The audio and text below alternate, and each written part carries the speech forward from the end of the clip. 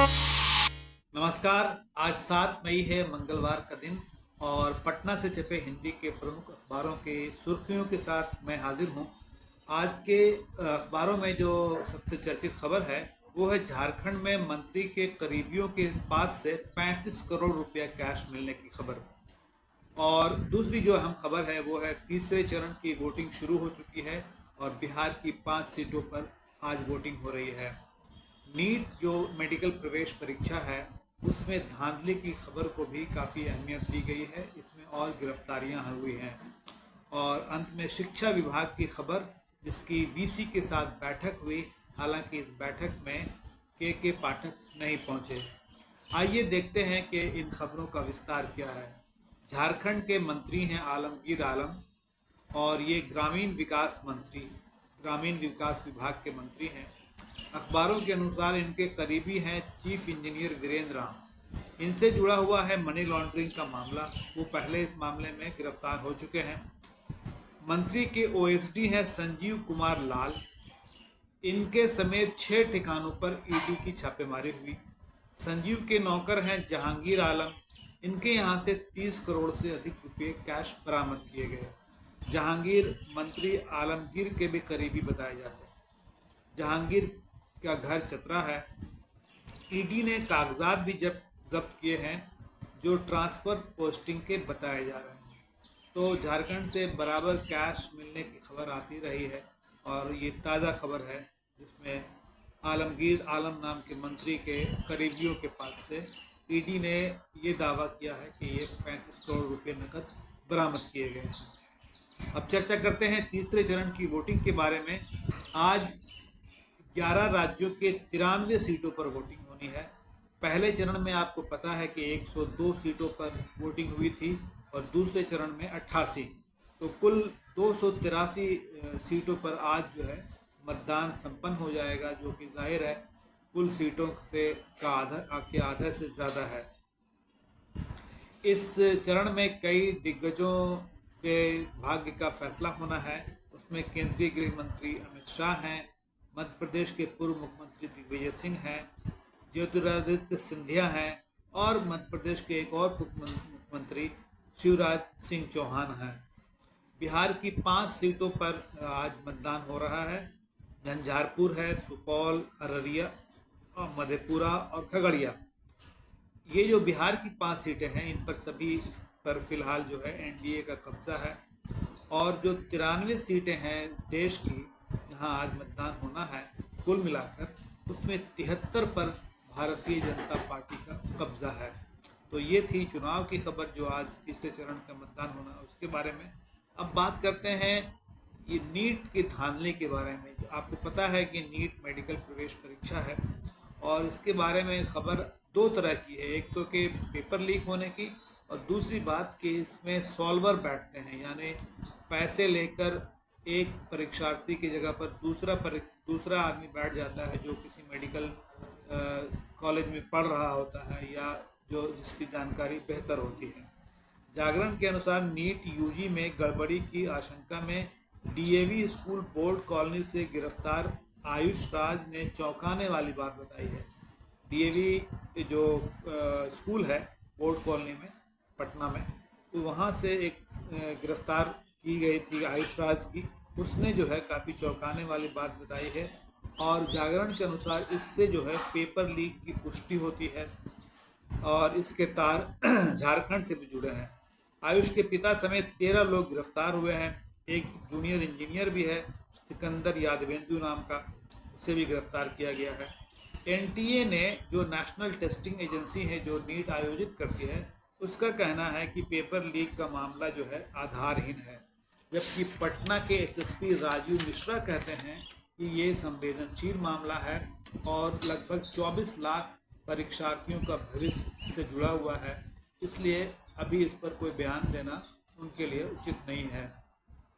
इस मामले में तेजस्वी यादव ने भी बयान दिया है कि सरकार में शामिल नेताओं का हाथ है इस पेपर लीक में, जबकि कांग्रेस नेता राहुल गांधी ने कहा कि ये छात्रों और परिवारों के साथ धोखा है और मोदी सरकार अभिशाप बन चुकी है। उन्होंने ये भी पूछा कि क्या प्रधानमंत्री नरेंद्र मोदी इस बारे में कुछ कहेंगे। प्रभात खबर के अनुसार इस मामले में महिला लेक्चरर समेत 25 लोगों को गिरफ्तार किया गया है। तो अलग अलग मामले हैं, एक पेपर लीक का मामला है और एक मामला है सोल्वर को बैठाने का, यानी जो मुन्ना भाई जिसको आम शब्दों में कहा जाता है, मुन्ना भाई के लिए परीक्षा देने वाले दूसरे लोगों को पकड़ा गया है। भास्कर ने भी परीक्षा से पहले पेपर लीक होने की बात कही है और ये भी कहा है, बताया है कि माफियाओं ने वो जो पेपर लीक हुआ था उस पेपर को जला दिया था और वो जला हुआ पेपर मिला भी है। अब देखना ये है कि नीट की बात सही होती है या जो अखबारों में बात आ रही है कि पेपर लीक हुआ है वो बात सही साबित होती है। अब चर्चा करते हैं शिक्षा विभाग की खबर की। शिक्षा विभाग इसलिए चर्चा में रहा है कि वो वीसी की बैठक बुलाता था और वीसी उसमें बैठते नहीं थे। अब हाईकोर्ट के आदेश के बाद बैठक हुई है शिक्षा विभाग और विश्वविद्यालयों के वीसी के साथ। इसमें जो है चर्चित बात ये रही कि अपर मुख्य सचिव जो हैं के पाठक, वो एक बार फिर इस बैठक में शामिल नहीं हुए। इससे पहले वीसी शामिल नहीं होते थे और जब गवर्नर ने बैठक बुलाई थी तब भी के पाठक नहीं पहुंचे थे और इस बैठक में भी वो नहीं पहुंचे। जो शिक्षा विभाग के सचिव हैं वैद्यनाथ यादव, उन्होंने प्रेजेंटेशन दिया और उन्होंने ये बताया कि के पाठक को स्वास्थ्य की समस्या है, इसलिए वो इस बैठक में शामिल नहीं हो रहे हैं। बैठक में ये बात उठी कि जो खाते से रोक हटी है उससे वेतन नहीं मिल पा रहा है। आपको पता है कि शिक्षा विभाग ने वीसी के और यूनिवर्सिटी के खातों पर रोक लगा दी थी, जिसकी वजह से वेतन वगैरह नहीं मिल पा रहा था।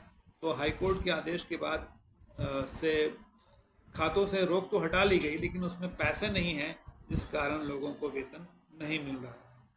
अब अन्य खबरों की चर्चा करते हैं। केंद्रीय गृह मंत्री अमित शाह का चुनावी भाषण है सराय रंजन समस्तीपुर में। उन्होंने इस भाषण में कांग्रेस को पिछड़ा विरोधी बताया और साथ ही कहा कि ऐसे पिछड़ा विरोधी की गोद में लालू प्रसाद हैं। वो उजियारपुर से जो उम्मीदवार हैं बीजेपी के नित्यानंद राय, उनके समर्थन में जनसभा को संबोधित कर रहे थे। नीतीश कुमार के भाषण की भी चर्चा करते हैं। दरभंगा की चुनावी सभा में उन्होंने आरोप लगाया कि हिंदू मुस्लिम के झगड़ा लगाकर वोट लेने की फिराक में है आरजेडी। वो आरजेडी पर इस तरह के आरोप बराबर लगा रहे हैं। अब एक खबर दिल्ली के मुख्यमंत्री अरविंद केजरीवाल के बारे में, जिनके बारे में कहा गया है कि एनआईए जांच जो है संभव है। दिल्ली के उपराज्यपाल वीके सक्सेना ने प्रतिबंधित संगठन सिख फॉर जस्टिस से कथित तौर पर धन लेने के मामले में केजरीवाल के खिलाफ एनआईए जांच की सिफारिश की है। आपको पता है कि केजरीवाल जो है वो जेल में बंद है और आबकारी घोटाले में उन पर मनी लॉन्ड्रिंग का मामला दर्ज किया है ईडी ने और उसकी जांच चल रही है। अब आखिर में चर्चा करते हैं स्वास्थ्य बीमा की। आज जिस तरह से बीमारियां फैल रही हैं और जिस तरह से सरकारी अस्पतालों में सुविधाएं नहीं हैं, तो अक्सर लोग जो है जो इसको अफोर्ड कर सकते हैं वो स्वास्थ्य बीमा लेने की कोशिश करते हैं। इरडा जो है वो स्वास्थ्य बीमा के कानूनों को, नियमों को बनाती है, लागू करवाती है। उसके हवाले से बात आई है कि चूँकि इरडा ने जो मैक्सिमम एज है, जो अधिकतम आयु है बीमा की, उसको शिथिल कर दिया, उसको हटा दिया है कि कोई अब मैक्सिमम आयु नहीं होगी। तो इस मामले में अब ये बताया जा रहा है इसकी वजह से वो जो है प्रीमियम की राशि बढ़ेगी।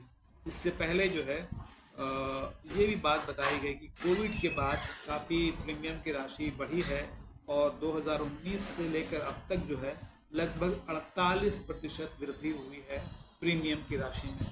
जाहिर है इससे जो कम पैसे वाले लोग हैं उनके लिए स्वास्थ्य बीमा लेना मुश्किल काम होता है।